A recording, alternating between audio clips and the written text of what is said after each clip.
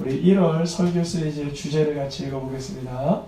성도여 2020년을 능력으로 완주하라. 서로 바라보시면서 권면하듯 축복하듯 응원하듯 한번 인사 나누겠습니다. 네, 시작. 성도여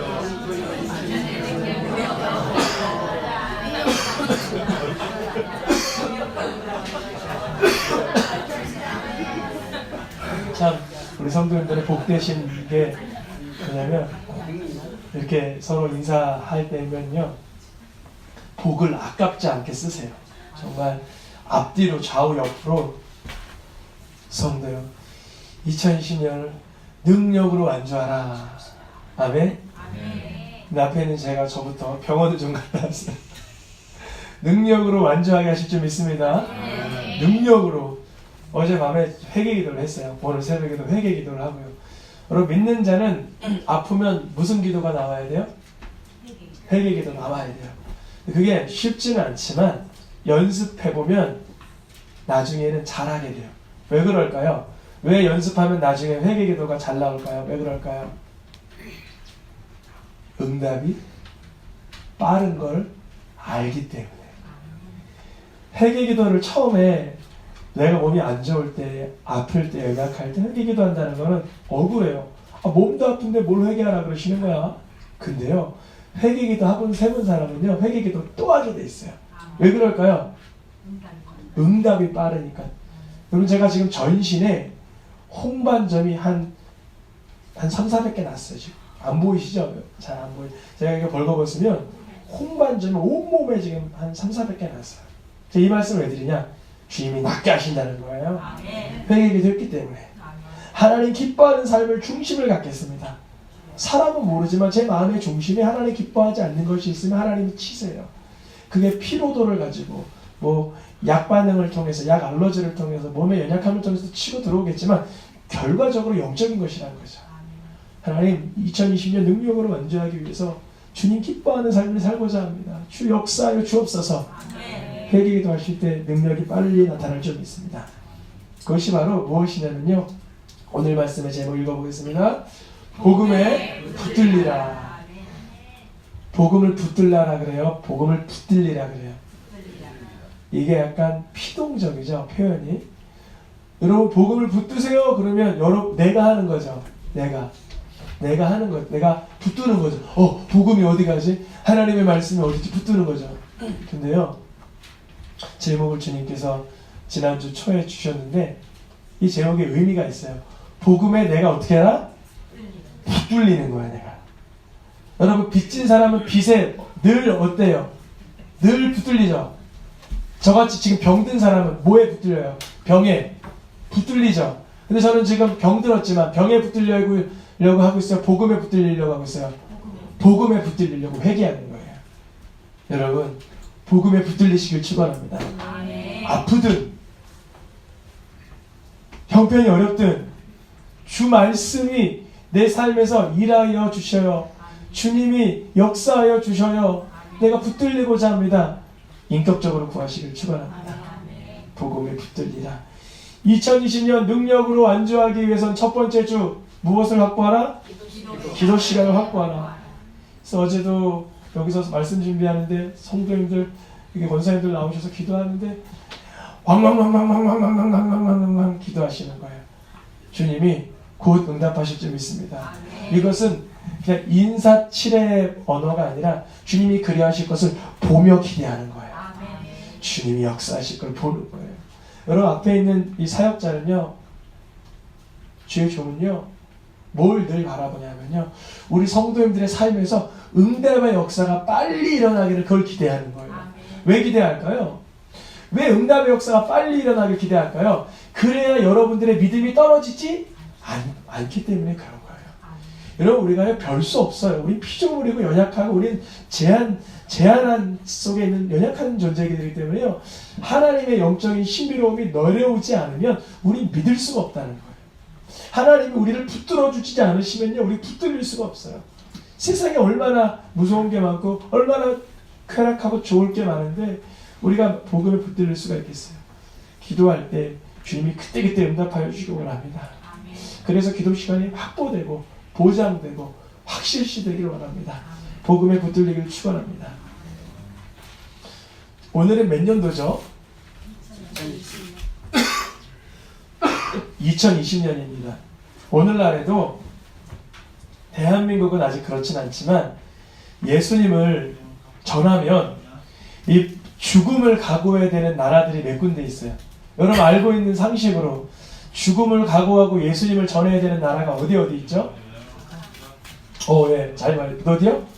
북한, 또 이슬람 국가, 또 힌두교 국가, 또 유대교 이스라엘에서도 예수를 메시아로 전하면 뺨맞습니다. 그러니까 오늘날 2020년에도 예수님을 여러분 예수님은 하나님의 아들이에요 라고 말해도 대한민국에서 사람들이 쳐다나 봅니까? 그냥 그러려니 하죠. 예수님을 전해도 그래요 당신 잘 믿으세요 이러고 지나가죠.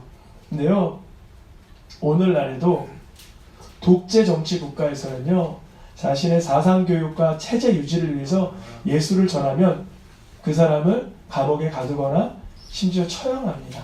이슬람 국가나 유대교 국가, 힌두교 국가도 마찬가지고요. 오늘 본문에 사도 바울이 살던 그 시대도 예수님을 전하면 유대인들로 인해서 죽음을 각오하였던 시대입니다. 그런데요, 그 사도 바울이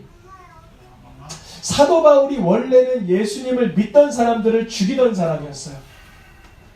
예수님을 믿는다고만 하면 사도 바울이 쫓아가서 그 사람을 때리거나 박해하거나 미워하거나 가두거나 죽이려던 사람이 누구라고요? 사도 바울이었어요. 그 사도 바울에게 있어서 예수는 죽은 존재예요.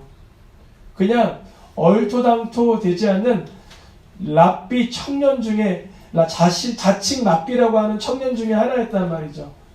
사도 바울에게 예수님은요 죽은 존재예요. 사라진 존재예요. 그런데요 그 예수님이 사도 바울에게 부활의 몸을 나타내셨습니다. 여러분 우리가 예수님을요 부활의 예수님을 만나야 믿게 되어 있어요. 이 시간 만약에 예수님이 나의 구주로 믿어진 사람들이야 참 기쁘려만 여전히 예수님이 무슨 하나님의 아들이시고 무슨 구원의 능력이 있으셔서 나를 구원하시나 의심이 들어오려고 한다면 이렇게 기도하세요. 예수님 나에게 나타나 주셔야 내가 예수님을 구주로 믿죠. 예수님 당신이 십자가에서 2000년 죽으실 뿐 아니라 다시 부활하셔서 하나님 우편에 계신 하나님 아들이라는 걸 내게 나타내 주셔야만 내가 믿을 것 아닙니까? 인격적으로 구하시길 축원합니다. 아멘. 저도 그랬어요. 모태신앙이지만 이 세상을 바라보면 하나님이 세상 만든 건 믿어졌지만 무슨 예수님이 난 골리앗이 더 멋진 것 같아. 무슨 예수님이 나는 삼손이 더 멋진 것 같아. 어린아이들 괴력과 힘센 그런 어떤 캐릭터들의 마음이 가지 예수님처럼 좀 조용하기도 한 것 같고 좀 그냥 사람들에게 이렇게 어려움도 당하는 그런 모습이 저에겐 멋들어지지 않았단 말이죠. 근데요 예수님이 저의 구주이심을 언제 깨달았는가? 삼손도 내 죄를 위해 해준 것이 하나도 없었어요. 골리앗도 나처럼 죄짓고 살았어요. 성경 인물 그 모든 인물을 봐도 훌륭하다는 사람들도 있고 은혜 받은 사람들도 있지만 내 죄를 위해서 해결해 준 분은 하나도 없었어요. 예수님이 뭐라고 기록되어 있냐면 내 죄를 위해서 돌아가셨다 이렇게 적혀 있어요. 그것이 그전에는 믿어지지 않았지만 나와 상관없다라고 생각했지만 내가 죄인임을 깨닫고 나서 내가 죄 짓는 사람인 걸 발견하고 나서는 예수님이 나를 위해 죽어주신 구주라는 것이 믿어지게 됐습니다. 사도 바울도 박해하러 가던 길에 다른 사람을 죽이려고 가던 길에 부활하신 예수님을 만나고 인생이 바뀐 거예요. 여러분 우리도 전에는 허물과 죄로 죽었던 자예요. 우리도 얼마나 끔찍하게 살았는지 몰라요. 난 죽이는 인생 살았어요. 다른 사람을 가두는 인생 살았어요. 예수님을 구주로 고백하는 순간 이제 사도 바울은 살리는 인생 사는 것입니다. 옆에 있는 분 바라보면서 우리 이렇게 고백하면서 내가 당신을 살려드리겠습니다. 내가 당신을 자유케 해드리겠습니다. 내가 당신을 어떻게 해드리겠습니까? 자유케 해드리고 살려드리고. 세상 사람들은 어떻게 해줘요? 옥죄고 죽이려고 하고 끌어내리고 허물을 들춰내고. 예수 믿는 사람들은 살려주고 자유케 해주고 긍휼히 여겨드리고. 사도 바울은 부활하신 예수님을 만나자마자 전하기 시작하는 게 어떤 말씀이었냐면요, 여러분 예수님 믿으세요. 예수님은 하나님의 아들입니다. 이 말씀을 처음 전했다라고 써 있어요. 다시요. 여러분 누구 믿으세요? 예수님 믿으세요. 예수님은 누구라고요? 하나님의 아들입니다. 이렇게 전한 거예요. 사람들이 오해하기 시작했어요. 저거 예수 이름만 부르면 멸하라고 했던 자 아니야? 지금 여기 온 이유도 예수 이름 부르는 자를 결박하려고 온 거 아니야? 저렇게 하다가 예수님 믿는 사람 나오면 싹 잡아가겠지? 연기하는 거 아닌가? 함정을 놓는 거 아닌가? 이렇게 생각을 했어요. 왜냐하면 사도 바울이 유명했거든요. 예수 믿는 사람 잡아가고 결박하고 그 공문서 들고 와서 사람들을 괴롭게 하기로 유명했던, 우리나라로 치면 일제시대 순사 같은 놈이었거든요. 근데 그 사도 바울이 예수님을 누구라고 전하고 있어요? 하나님의 아들. 아멘입니까? 여러분 이 시대에 이단들이 참 많은데요, 이단들을 간단하게 물리치는 방법은 이 사도 바울이 첫 번째 전한 이 복음이면 충분해요. 예수님은 누구라? 하나님의 아들이라. 그럼 그때 이렇게 아마 얘기할 거예요. 아, 성경에 보니까 우리도 하나님의 자녀라고 되어 있는데요, 예수님은 죄 없는 하나님의 아들. 우리는 죄가 있었다가 예수님의 속죄로 양자 삼은 하나님의 아들들, 딸들, 자녀들. 정확한 구분이 있습니다. 아멘. 원본이 있고 원본으로 인해서 따라 사는 우리들이 있는 것입니다. 또 이렇게 들이댈 거예요.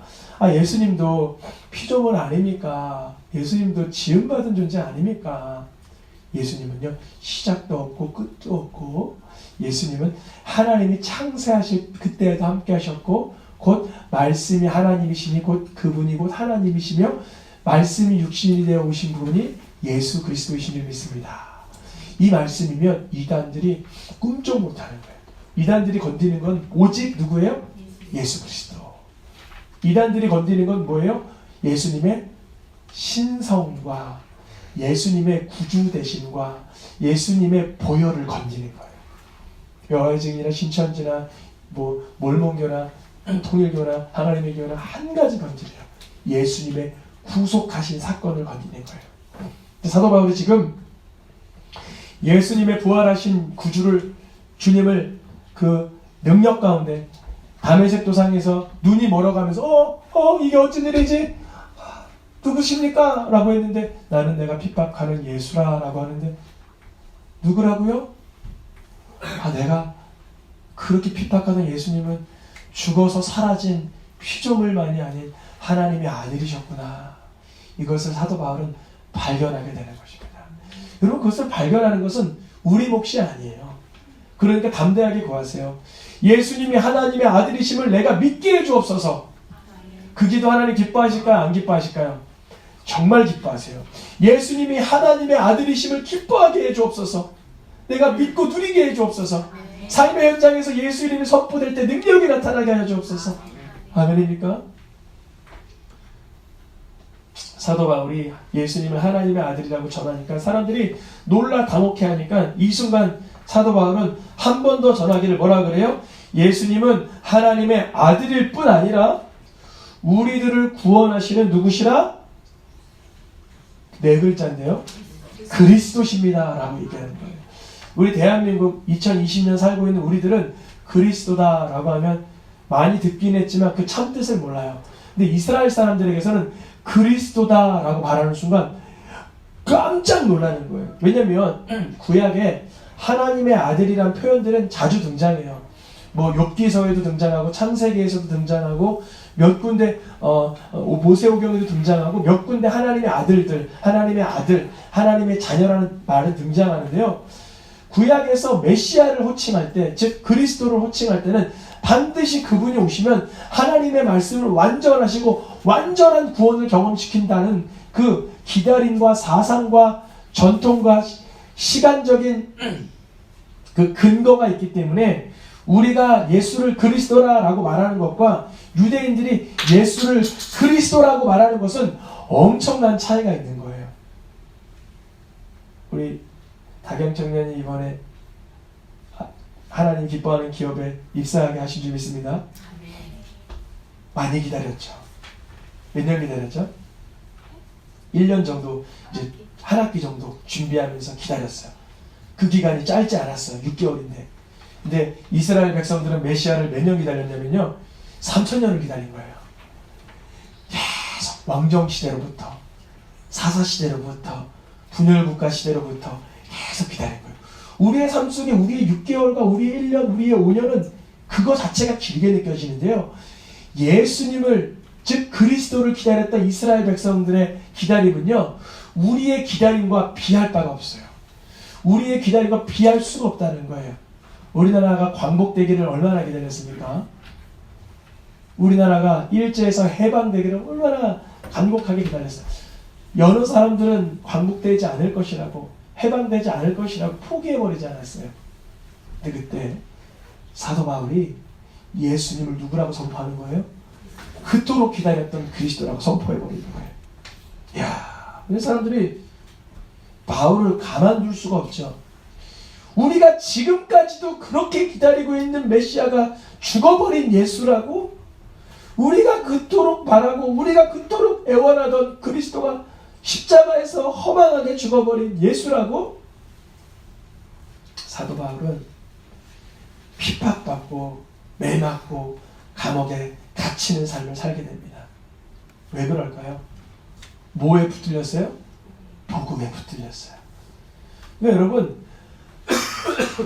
사도 바울이 매맞아요. 더베라는 곳에 가서, 루스드라에서 죽기까지 매맞아. 죽은 줄 알고 성 밖으로 내쳤어요. 근데 살아나서 또 복음을 전하기 시작하고, 빌립보에서는 귀신 들린 자 이렇게 살려줬다고 감옥에 갇히기도 해요.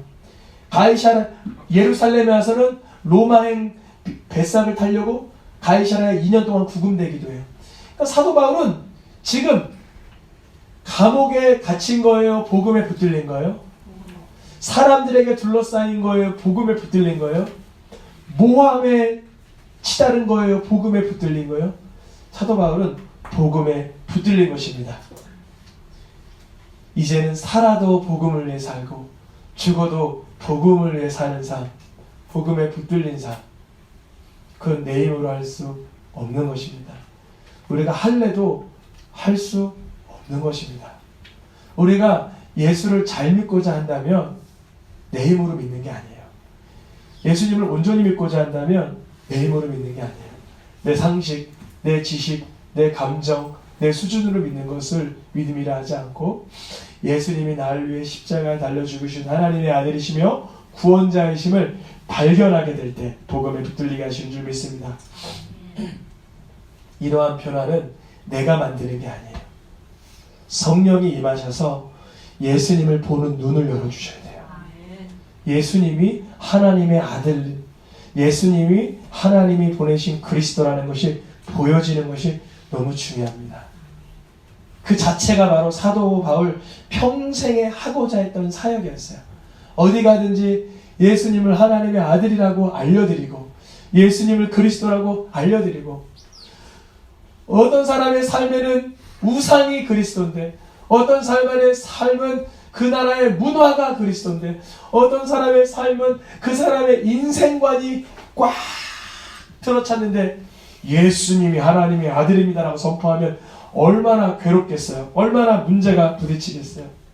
근데 사도 바울은요, 가는 곳마다 예수님을 그리스도라 전하니 안디옥 교회에서 뭐라고 사람들을 호칭하냐면 읽어보겠습니다. 제자들이 안디옥에서 비로소 그리스도인이라 일컬음을 받게 되었더라. 우리들을 크리스찬이라고 합니다. 우리가 그리스도인이라는 명칭을 어디서 그 기원을 찾을 수 있냐면 바로 사도행전 11장 25절 26절 수리아 안디옥 교회에서 호칭된 말입니다. 그리스도인. 아멘. 하나님을 경외하는 사람은 다 그리스도인이죠. 정확한 명칭으로는 예수님을 그리스도로 고백하는 사람들을 뭐라 그래요? 그리스도인이라고 합니다. 사도 바울은 이 바나바와 함께 안디옥 교회에서 1년간 모여서 사역하는 동안 사람들을 다 그리스도인을 만들어 버렸어요. 여러분 서로 바라보면서 이렇게 인사하면 좋겠습니다. 내가 바로 그리스도인입니다. 한번 인사하면 좋겠습니다. 내가 바로 그리스도인입니다. 내가 바로 누구라고요? 그리스도인은 뭐예요? 누구를 구주로 고백한다고요? 예수님을 구주로. 그럼 저처럼 몸에 홍반점이 300개 나면 그때도 누가 그리스도가 돼야 돼요? 예수님이 그리스도가 돼야 되는 거예요. 우리 정수태 지사님처럼 허리가 탁 연약해져도 그 순간 누가 그리스도가 돼야 되는 거예요? 예수님이 그리스도가 돼야 되는 거예요. 어떤 사람 몸이 아프면 원망이 그리스도예요. 늘 원망을 찾아요. 어떤 사람은 문제가 생기면 늘 세상의 방법을 찾아요. 그런데 여러분 예수님이 그리스도가 되시길 축원합니다. 예수 이름의 능력을 경험하시길 축원합니다. 저는 지금 담대히 보여드릴 수 있어요. 보이세요 여기? 안 보이시죠? 보이세요? 로진아빠 보이죠? 여기가 보통 이렇게 하는 거 보통이고요. 팔과 다리는 이거의 몇 배 그래요. 제가 왜 보여드리냐? 자신 있다는 거예요. 뭐가 자신 있어요? 예수님의 이름으로 치유될 게 확실하기 때문에 그래요. 제 능력으로 낫는 것이 아니고 피부과에 가니까 뭐냐면 약 드시지 마세요 그러더라고요. 왜 그럴까요? 전 성령의 음성으로 들었어요. 하나님의 치유를 경험하세요. 그랬을까요 의사가? 약 드셔봐야 약발진 또 일어나니까 그냥 약 드시지 마세요. 제가 깨달은 게 나는 약으로 치유될 사람이 아니구나. 하나님이 치유해 주셔야 되는구나. 집으로 돌아와서 그냥 혹여나 그냥 기대하는 마음에 요만한 약 하나 먹었어요. 항바이러스제라고 뭐 히스타민인가 뭐 있어요. 요만한 거 먹었는데 더 심해지는 거예요. 원래 알레르기에 빠지는 건데. 또 주님 앞에 얘기해서 주님 내가 약을 때론 의지하겠죠. 뭐 창상 나면 후시딘도 바르고 합니다. 물론. 근데요. 때로는 주님이 깨달음을 주세요. 회개해라. 의지해라. 예수 이름을 불러라. 아멘. 여러분 예수님의 이름을 구주로 선포하는 자들을 그리스도인이라고 합니다. 사도 바울은 그 예수님의 이름을 전하려고 지도를 보면 안디옥 보이세요? 안디옥에서 그리스도인을 만들어 놓고 나서는 그리스도인들을 더 많이 만들기 위해서 실루기아 여기 항구를 출발해서 바보 섬에 들렀다가 버가와 비시디아 안디옥을 지나 루스드라와 더베까지 가서 예수님은 그리스도다라고 복음에 붙들린 삶을 삽니다. 그러면 여기 보면 뭐라고 써 있어요? 여기 파란 글씨 잘 안 보이지만 이게 오타난 거예요. 원래 다섯인데요. 여기가 누구의 고향이냐면 사도 바울의 고향이에요. 사도 바울이 복음을 전하다가 이쯤 가서 루스드라에서 어떤 일이 있었어요? 맞아 죽을 뻔했어요. 그럼 사람이 맞아 죽을 뻔하면 어디가 생각나요? 고향 생각나죠. 그러면 더베 갔다가 다소 가야 돼, 안 가야 돼? 가까우니까. 근데 사도 바울의 걸음은 다소로 가요, 다시 돌아와요. 왜 돌아오는지 아세요? 복음을 전했던 것이 잘 예수를 그리스도라 고백하는지 확인하려고 돌아가는 거예요. 이게 바로 복음에 붙들린 자의 삶입니다. 사도 바울은 다소로 가서 희희낙낙 쉬다가 안디옥으로 들어와도 돼요. 근데 그동안 전했던 루스드라에서 매맞았지만 복음을 받은 사람들, 비시디아 안디옥에서 복음을 받은 사람들, 버가에서 복음을 받은 사람들, 따라왔던 마가 요한은 여기 밤빌리아에서 여기 보면 밤빌리아 터널이라는 게 있거든요. 지금은 터널을 뚫어버렸는데 그전에는 산악이었어요. 그걸 넘지 못해서 되돌아가 버려요.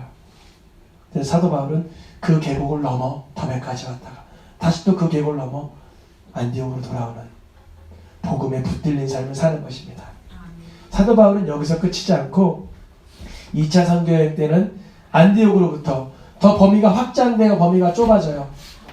확장돼서 아까 전에 루스드라가 있었고 요만큼 안디옥만 보여드렸는데 지금 어디까지 보여요? 저기 어느 나라예요? 고린도. 오늘 본문이 바로 고린도의 본문을 두고 있습니다. 사도 바울은 2차 선교 여행 때 원래는 가고자 했던 곳은 에베소예요. 근데 에베소를 못 갔어요. 왜 못 갔을까요? 누가 막으셨어요? 예수의 영, 성령이 막으셔서 에베소는 아데미 신전이라고 그 당시에 로마 시대에 또 어마어마한 신전, 그 7대 불가사의 중에 하나라고 하더라고요. 사람들이 아데미 신전을 얼마나 추앙하는지 일단은 여기서 보류시키는 거예요. 주님께서 저쪽 돌아가라. 그래서 빌립보 교회가 세워지고 데살로니가 교회가 세워지고 고린도 교회가 세워질 때 1년 6개월을 거기서 복음을 전하니, 사도 바울이 무슨 복음을 전했을까? 1년 6개월 동안 읽어보겠습니다. 노란글씨만. 바울이 하나님의 말씀에 붙잡혀 유대인들에게 예수는 그리스도라 밝히 증언하니 얼마 동안? 1년 6개월을 머물며 그들 가운데서 하나님의 말씀을 가르치니라. 여기서도 그리스도인들을 만들어냈던 사도 바울은 1차 선교여행 때 다소로 가지 않고 자기 고향을 뒤로 하고 그리스도를 전했던 사도 바울은 2차 선교여행 때도 고린도 지역까지 가서 몇 년 동안 1년 6개월을 있으며 누구를 전해요? 예수를 그리스도라고 밝히 전하는 거예요.